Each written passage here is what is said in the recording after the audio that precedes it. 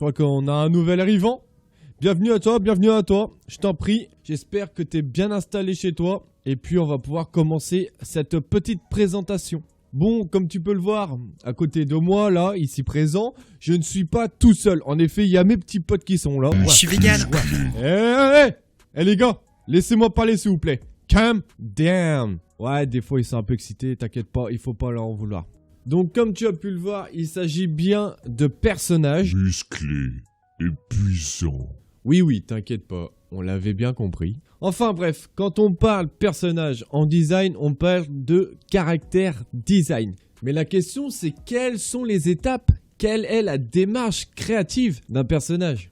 En quelques mots, le projet était à réaliser individuellement et avait pour but de créer 6 personnages avec leur univers, leur caractère, leur morphologie, etc. Tout ce qui constitue un personnage pour créer un jeu vidéo dans lequel il serait intégré. Donc moi ainsi que 3 de mes camarades allons vous présenter chacun l'une de nos étapes de création. Donc en ce qui concerne les différentes étapes, on commence tout d'abord par créer l'univers ainsi que le caractère. On commence à penser aux personnages, à leur morphologie, à leur âge, au sexe, etc.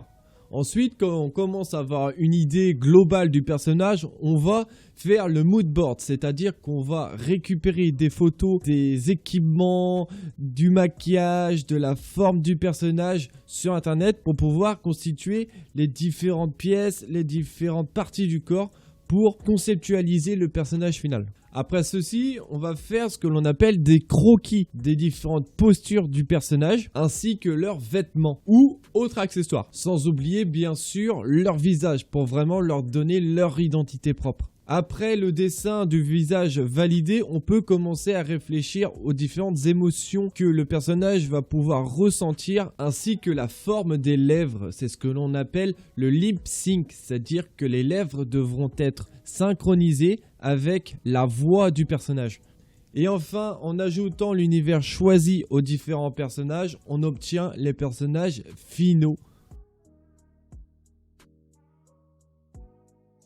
Pour ma part, je me suis occupé de la partie tableau de caractéristiques, donc ce qui va permettre de référencer tous les paramètres du personnage, donc son caractère, sa morphologie, son âge, son genre, ainsi que le mood board, qui est en fait une série d'images que l'on prend d'internet pour créer l'ensemble des parties du corps.